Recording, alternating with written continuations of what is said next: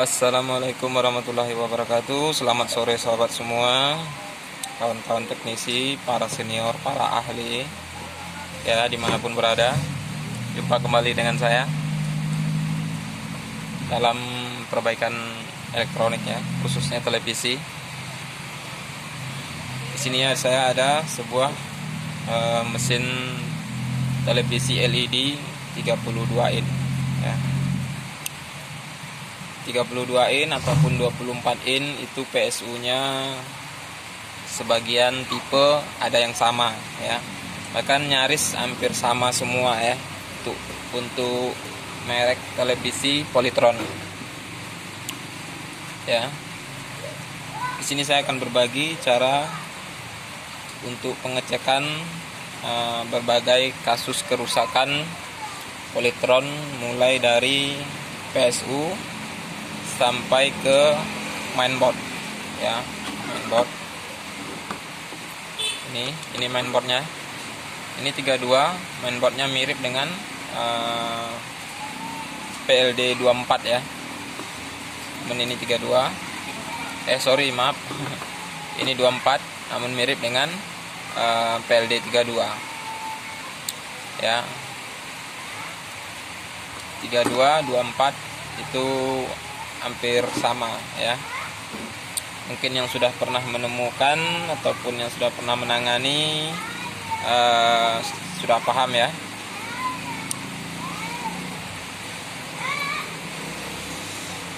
Jadi kita mulai dulu dari kasus kerusakan mati total misalnya ya. Kasus mati total itu berbagai macam jenis kerusakannya ya. Jadi jangan fokus dalam satu sisi ya. Karena kerusakan mati total itu sendiri bisa disebabkan seperti switch yang rusak, ataupun kabel ke PLN-nya rusak, ataupun PSU-nya ini memang rusak, dan di PSU ini ada bagian-bagian primer dan sekunder ya, ataupun di mainboard rusak, TV juga akan bisa mengalami mati total ya. Jadi bagaimana langkah-langkahnya? Kita langsung saja. Langkah pertama, kita cek dulu di bagian seluruh mesin ini dengan cara memperhatikan ya. Ya, kita lepas dulu dari unit. Ini sudah saya lepas ya, saya lepas dari TV-nya. Setelah mesin dilepas dari unit, kita cek secara seksama. Jangan dulu menggunakan multi. Kita melihat dan menengok di bagian mesin ini apakah ada yang terbakar, ataupun ada komponen yang pecah, ataupun ada elko-elko yang gelembung ya. Kita perhatikan terlebih dahulu. Ya, begitu untuk kasus mati total dulu kita mulai ya. Setelah kita perhatikan mulai dari PSU ini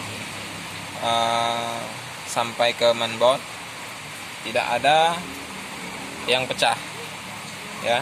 Apabila menemukan ada yang pecah ya, jangan dulu mengukur tegangan ya. Perbaiki dulu mana komponen yang pecah ya.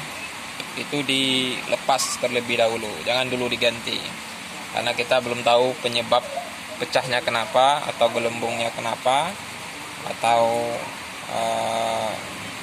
terbakarnya kenapa, kita belum tahu penyebabnya. Jadi kita lepas saja dulu apabila menemukan komponen-komponen yang rusak seperti itu secara nyata ya. Kita lihat. Setelah kita perhatikan tidak ada yang terbakar ataupun yang pecah ataupun elko-elko yang gelembung, namun TV ini mengalami mati total, maka langkah awal yang perlu kita lakukan adalah mengecek bagian primernya ya. Kita lakukan dulu pengecekan secara manual ya, dengan menggunakan multi analog ya. Saya menggunakan multi analog ya, seperti ini. Sudah terlihat kotor karena memang umurnya sudah cukup lama saya pakai. Ya, kita cek dulu di bagian primer. Itu ada beberapa komponen utama yang perlu kita cek. Kita lakukan aja secara simpel dan tidak perlu ribet ya. Ini cara cepat penanganannya kasus mati total ya. Kita cek dulu. Setelah kita cek, barulah kita nanti tahu di bagian mana yang rusak ya. Setelah itu barulah kita konfirmasi biaya dengan konsumen. Setelah deal baru kita lakukan perbaikan ya. Saya melakukannya seperti itu biasanya. Karena kalau kita lakukan perbaikan terlebih dahulu baru kita minta biaya, maka nanti akan terjadi keberatan dari konsumen dan akhirnya terjadi hal yang tidak kita inginkan. Jadi apa yang perlu kita cek di bagian primer ini? Yang pertama itu kita cek springnya. F501 di sini kodenya ya. Kita cek dulu sekring. Apabila sekring bagus, kemudian kita cek dioda penyarah AC-nya ya. Ini ada 4 biji. Biasanya menggunakan dioda sisir sebagian ya, 4 kakinya. Kalau ini dioda biasa 4 biji ya. Kita cek dioda ini keempat-empatnya. Disarankan untuk melepas sebelah kakinya agar dapat hasil yang akurat dalam pengukuran ya. Setelah itu baru kita ukur elko plus dan minnya. Untuk elko primer ini, elko besar 450 volt ini kita ukur di kakinya. Caranya seperti ini, cara yang biasa saya pakai. Ukur di sini min ke plus, plus ke min ya. Kita lakukan terbalik ya. Gunakan multi dengan skala kali 1K. Pastikan jarumnya terletak pada angka 0 di saat kita jumpakan seperti ini ya. Oke, normal. Kita ukur terbalik, jarum tidak bergerak, baru kita balikkan min ke min, plus ke plus ya. Dan jarum naik kepada angka 4. Itu kategori normal. Artinya PSU ini bagian primer ini tidak ada yang short. Jadi tidak perlu membongkar komponen-komponen kecil yang mungkin akan memakan waktu yang panjang dan membuat kita jadi lelah, ribet, dan menghabiskan PLN yang sekarang kita tahu PLN naik tidak ketulungan dan tidak mau berhenti, naik dan terus naik ya. Kalau naik keranjang itu sedap, tapi ini naik ke kantong ya. Ini kan sangat bahaya bagi ekonomi yang dilanda COVID-20 pada saat sekarang ini ya. Oke, kita lanjut. Setelah kita tidak menemukan primer ini short, kita lakukan pengukuran tegangan ya. Kita lakukan pengukuran tegangan di sini di bagian sekundernya. Ini tadi bagian primer, ini bagian sekundernya ya. Dari sini ini ke atas adalah bagian sekundernya. Di sini bisa kita lihat ada ground, BLDM, BLN 12 volt, ground 5 volt, 5 volt B, dan standby ya. Nah, cara mengukur ini mengukurnya harus terhubung ke PLN ya. Caranya adalah pertama kita lepaskan dulu PSU ini dari mainboard seperti ini ya. Kita lepaskan dulu dari mainboard. Ini kita ukur dulu PSU-nya saja tanpa ada hubungan ke BL ya. Sini ada tombol switch songket atau entah apalah namanya untuk penghubung ke lampu backlight-nya ya. Nah, itu kita lepas. Lalu kabel yang ke mainboard juga kita lepas. Setelah semua kita lepas, baru kita lakukan pengukuran di sekundernya ini. Ya, kita lakukan pengukuran di sini dengan cara mengukur tegangan. Ya, kita colokkan ke PLN. Dedek. Kita lakukan pengukuran tegangan.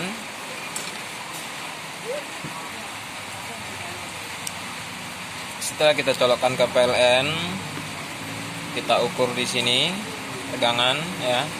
Ini saya akan jelaskan tegangan yang wajib ada kalau PSU ini bagus ya. Tegangan yang wajib ada adalah 12 volt. Ya ini dia. Ini 12 volt. Ini dua pin ini untuk tegangan 12 volt. Itu wajib ada ya. Kemudian BLM ini wajib ada, lebih kurang sekitar 8 volt. BLDM ini tidak ada tegangan 0 ya. Kemudian plus 5 PA ini tidak ada tegangan ya. Yang ada itu plus 5 PB. Plus 5 PB itu ada tegangan 5 volt. Kemudian STB tegangan 3,8 ya. Itu wajib ada. Nah, apabila kita tidak menemukan tegangan yang ada di sini ya, apabila telah melakukan pengukuran di bagian sekunder ini namun tidak menemukan tegangan sama sekali ya, itu lakukan dulu pengecekan di blok sekunder ini ya. Yang perlu kita lakukan, yang perlu kita cek adalah beberapa buah dioda di sini ya. Ini satu, ini dioda untuk lampu, kemudian ini ya. Setelah dioda ini semua kita cek bagus, tidak ada yang rusak, tinggalkan blok sekunder, pindah lagi ke bagian primernya ya. Pindah lagi ke bagian primernya. Terlebih dahulu copot TR-nya atau IC-nya MOSFET di sini ya, menggunakan 7N65. Apabila menemukan 7N65 ini rusak, bisa diganti dengan jenis FET lainnya seperti 10N65 ya, bisa dipakai, lebih bagus ya, ampere lebih besar ya. Setelah kita lepas FET ini, kita lakukan pengukuran tegangan kembali. Di plus elko primer ini wajib tegangan 300 volt lebih kurang. Kemudian di gate MOSFET ini harus ada tegangan lebih kurang 1 volt atau 0,8 volt ya. Biasanya dia akan naik turun sedikit antara 0,8 sampai 1 volt ya, itu wajib ada. Berbeda dengan polytron tabung ya. Polytron tabung itu gate-nya biasanya 4 volt ya. Mengukur gate ini gunakan skala DC pol ya. Jangan memakai AC pol ya.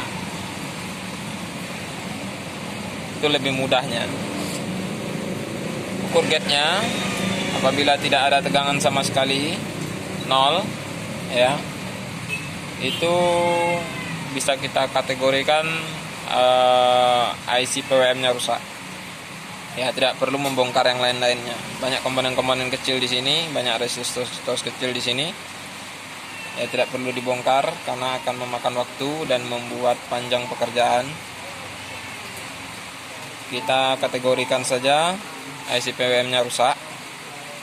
Kemudian untuk memastikan IC PWM ini rusak atau tidak 100%, langkah awal kita lakukan pengukuran untuk tegangan PWM itu sendiri ya. Tegangannya biasanya berkisar 15 volt sampai 20 volt. Di sini bisa kita lihat ada elko kecil, nilainya 50 volt 10 UF ya. Ini elko-nya. Di plus elko ini itu mesti ada tegangan 15 sampai 20 volt biasanya ya. Apabila tidak ada tegangan di sini, maka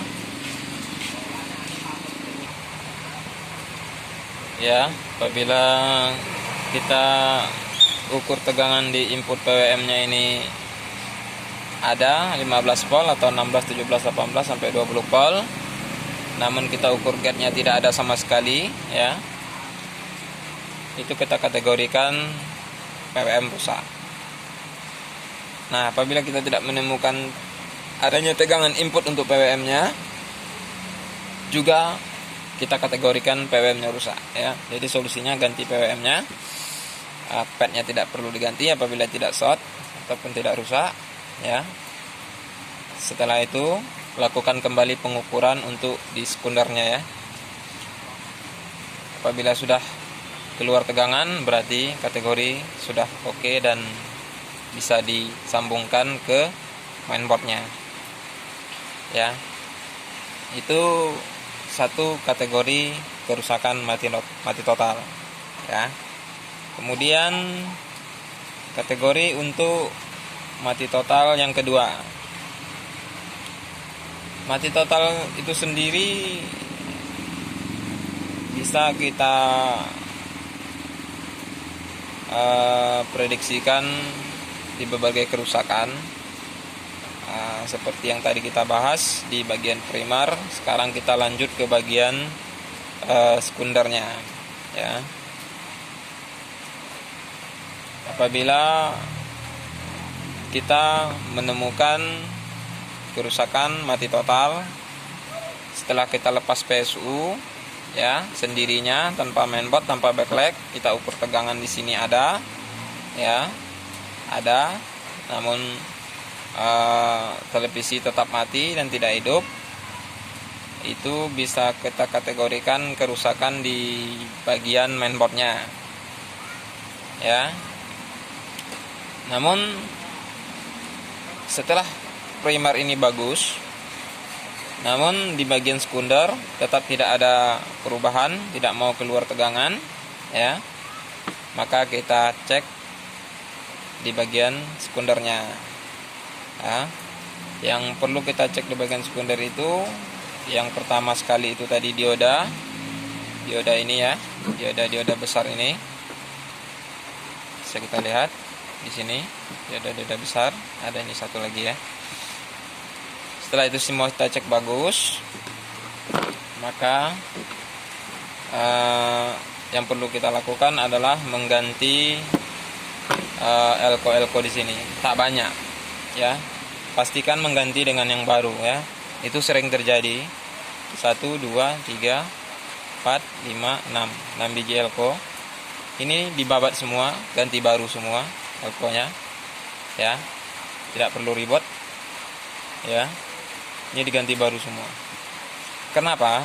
Karena terkadang kita ukur elko ini dia multi menunjukkan bagus, seperti kita menggunakan multi digital ESR untuk pengukuran elko ya, ataupun kapasitor, kita ukur bagus. Namun di saat kita pasang, di saat dia mendapatkan tegangan, dia terjadi error ataupun short ya. Jadi tidak perlu ribet, ganti saja karena elko-nya tidak mahal.